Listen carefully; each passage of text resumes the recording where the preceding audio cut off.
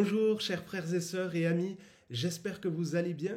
Je vous invite pour un temps de partage autour de la parole de Dieu en toute simplicité. Ouvrons nos Bibles ensemble dans l'évangile de Luc chapitre 24 et au verset 32. Et ils se dirent l'un à l'autre, « Notre cœur ne brûlait-il pas au-dedans de nous lorsqu'il nous parlait en chemin et nous expliquait les Écritures? Notre cœur ne brûlait-il pas au-dedans de nous ?» Comment est votre cœur? Est-ce qu'il brûle? Est-ce qu'il brûle d'amour pour Dieu, d'amour pour Jésus? Comment avancez-vous avec lui? On sait que dans la vie chrétienne, on commence souvent tout feu, tout flamme.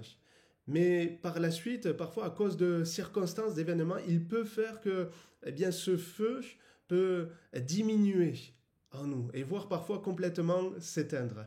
Dans le contexte de ce passage de Luc 24, on voit ces deux disciples qui étaient des disciples de Jésus, qui avaient été touchés dans leur cœur par Jésus, par ses paroles, qui avaient choisi de le suivre. Mais là, ils étaient complètement tristes, découragés, abattus, parce qu'ils avaient vu Jésus sur la croix mourir. Et pour eux, c'était fini, c'était terminé. Leur cœur avait pu brûler un temps, mais là, ça s'était complètement éteint. Et Jésus va venir rejoindre ces deux disciples, il va prendre du temps avec eux et il va leur parler. Parce que ce qu'il veut, ce n'est pas qu'on avance triste, abattu et découragé. Je ne sais pas comment vous avancez et comment est le feu en vous, comme je disais, le feu de l'amour pour Dieu, pour Jésus, pour le suivre. Mais Dieu te parle et Jésus vient à nous encore aujourd'hui, il nous rejoint et il prend du temps pour nous écouter, mais aussi pour nous parler. La Bible nous dit, faute de bois, le feu s'éteint. Et pour qu'il y ait ce feu en nous pour suivre Jésus, il y a la part de Dieu, il y a la part de Jésus. Mais concernant la part de Dieu, nous n'avons pas de souci à nous faire parce que nous savons que sa part, il l'a faite, il l'a fait encore aujourd'hui et il la fera. Il y a aucun problème. Dieu est fidèle, il est parfait.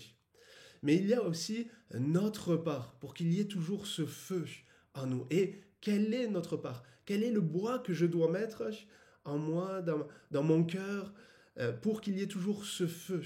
Eh bien, premièrement, réalisons l'amour de Dieu, la bonté de Dieu à notre égard. La Bible nous dit que si nous l'aimons, c'est parce qu'il nous a aimés le premier. Dieu est celui qui nous a aimés le premier. Même avant que nous soyons créés, même avant la fondation du monde, Dieu est celui qui nous a aimés le premier.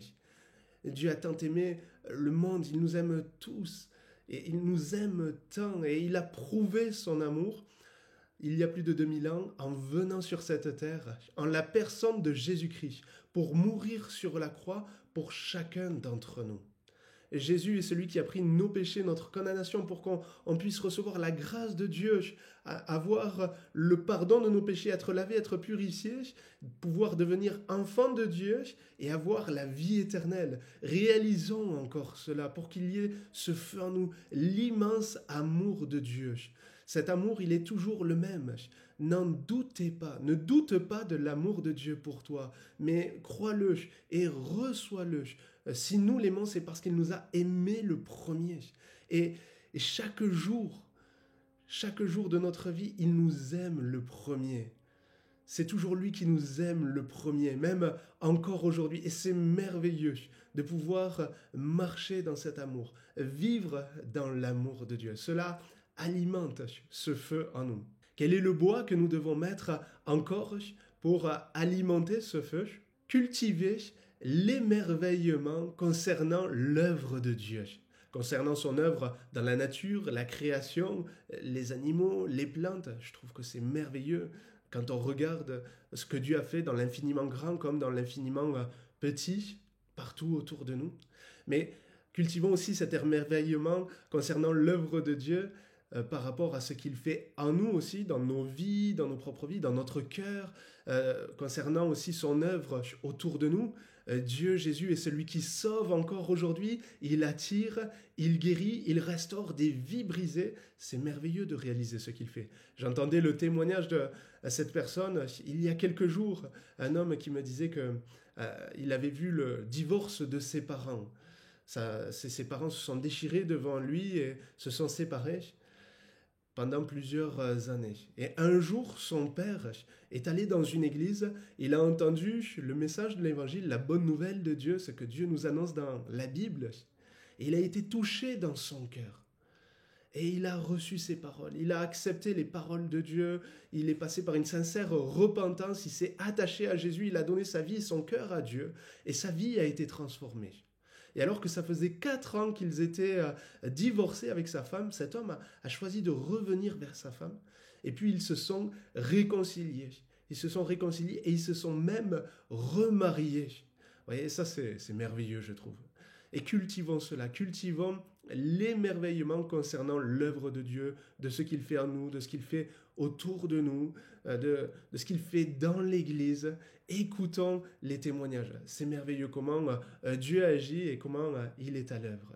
Comment encore mettre du bois dans nos vies et dans nos cœurs afin qu'il y ait toujours ce feu, comment garder le feu en partageant le message de l'Évangile, la bonne nouvelle, partout autour de nous, là où Dieu nous place. Vous voyez, c'est ce qu'on voit dans ce passage de Luc 24 avec ces 2 disciples. Après qu'ils étaient touchés dans leur cœur, ils vont revenir vers les autres disciples à Jérusalem et ils vont leur dire ce qu'il venait de se passer. Ils ont réalisé que Jésus n'était pas juste mort et qu'il n'était pas resté sur la croix, mais qu'il était mort, mais bien plus, il est ressuscité. Et ils vont l'annoncer, ils vont le partager. Et quand on partage aussi cette bonne nouvelle, cela alimente ce feu en nous. Comment encore mettre du bois pour alimenter ce feu en nous? En aimant la présence de Dieu, en aimant la présence de Jésus, en le recherchant. Dans ce passage de Luc 24, ces 2 disciples, vous voyez, ils ont fait leur part aussi pour qu'il y ait ce feu en eux. Alors qu'ils arrivaient chez eux à Emmaüs, ils vont dire à Jésus, alors que Jésus paraissait vouloir aller plus loin, il est écrit, ils vont dire à Jésus, reste avec nous. Et de même, eh bien, recherchons toujours la présence de Jésus afin qu'il reste avec nous, afin d'être toujours remplis de sa présence en nous. Recherchons à toujours être remplis du Saint-Esprit. Et pour cela, eh bien, entretenons notre communion avec lui en étant attachés à sa parole. La Bible, lisons la Bible, ça va alimenter ce feu en nous. Persévérons dans la prière, dans le lieu secret, mais aussi en nous retrouvant avec l'Église, dans l'Église locale, avec les frères et sœurs. La Bible nous dit, Jésus nous dit, là où 2 ou 3 sont assemblés en mon nom, je suis au milieu d'eux. Et recherchons Jésus aussi en restant attachés à l'église locale, aux réunions, en persévérant ici. C'est comme cela que le feu va continuer de grandir. Et puis comment encore alimenter ce feu? En servant, en nous impliquant dans l'œuvre de Dieu. Ce n'est pas, vous voyez, en restant juste spectateur dans l'église ou en restant juste à consommer, à être un consommateur de ce qui vient de Dieu, juste à être dans la consommation aussi à l'église, dans les réunions, que ce feu va grandir en nous. Mais c'est vraiment en étant acteur, participant, et je vous encourage aussi pour cela, eh bien, être à l'écoute de ce que Dieu vous dit et de ce que Dieu vous demande de faire, à obéir à la parole de Jésus et aux injonctions du Saint-Esprit. Et ce feu grandira, c'est sûr, c'est certain, en vous, en agissant ainsi.